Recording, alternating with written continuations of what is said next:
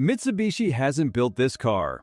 Renault built it in Valladolid, Spain, on the same line as the Symbioz, with the same engines, the same interior, and the same platform underneath. Most people would call that a problem.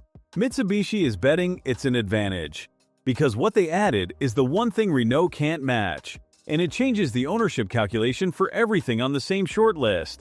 The dynamic shield grille is the most obvious change from the Renault Symbioz, and it earns its presence better than I expected from the press photos. The glossy black surface with satin silver accents pulls the face forward and gives the Grandis a visual identity that the Symbioz, for all its French neatness, never quite commits to. The profile is unchanged, and that is not a criticism. The flowing roofline that keeps the height to 1,575 mm gives this car genuine aerodynamic efficiency on a platform designed primarily for city use. 19-inch diamond-cut alloy wheels fill the arches properly in crystal white.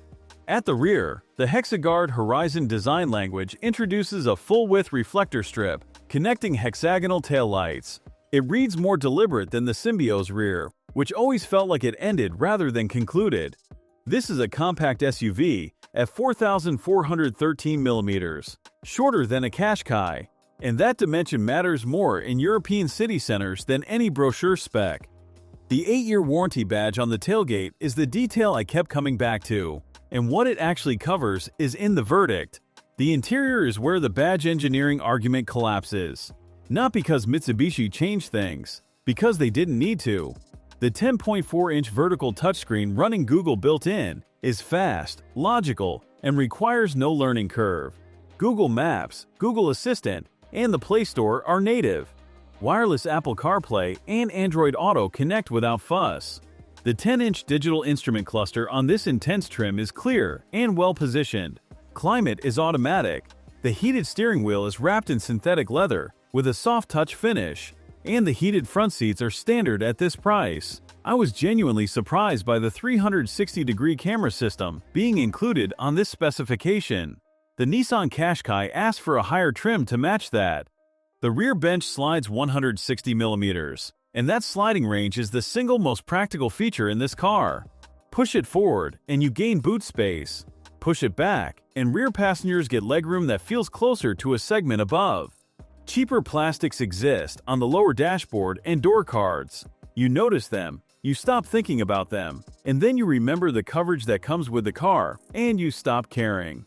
Boot space ranges from 499 liters, around 17.6 cubic feet, with the rear seats in the rearmost position, to 613 liters, around 21.6 cubic feet, when slid fully forward. Fold the rear seats flat, and you reach 1,455 liters. The power tailgate opens with a foot gesture under the rear bumper. For a compact SUV on a super mini platform, this is space that competes with cars a full class above. The load lip is low enough that sliding a pushchair in does not require lifting. 141 horsepower from a 1.3-liter turbocharged 4-cylinder with 12-volt mild hybrid assistance. It is not fast. It does not pretend to be. 6.0 liters per 100 kilometers, around 39 miles per gallon, is the realistic figure on the combined cycle, and in real-world driving with a lighter foot, expect closer to 5.5. The 6-speed manual on this Intense specification is the one to pick if you want engagement. The 7-speed dual-clutch automatic is available, but adds cost and complexity on what is fundamentally an engine designed for efficiency, not urgency. 141 horsepower moves 1,359 kilograms without drama at every junction and every motorway merge. That is the correct expectation. What Mitsubishi added to this powertrain is not performance. It is peace of mind. And what that peace of mind costs, and how it compares, is where the real argument lives. 33,040 euros at the Innsbruck show, with the financing discount applied. The list price is 35,440 euros. The Renault Symbioz incomparable Techno Esprit Alpine specification costs roughly the same money, with a 3-year warranty. The Nissan Qashqai in equivalent hybrid trim costs more and offers 3 years. The Kia Sportage offers 5 years, but charges a premium. Thanks for watching. If you enjoyed this video, hit that like button and subscribe for more content just like this. Leave a comment below with your thoughts or questions.